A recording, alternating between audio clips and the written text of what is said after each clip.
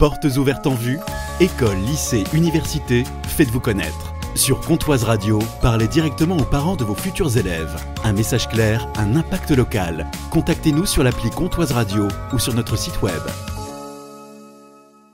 Comptoise Radio, conseil d'experts.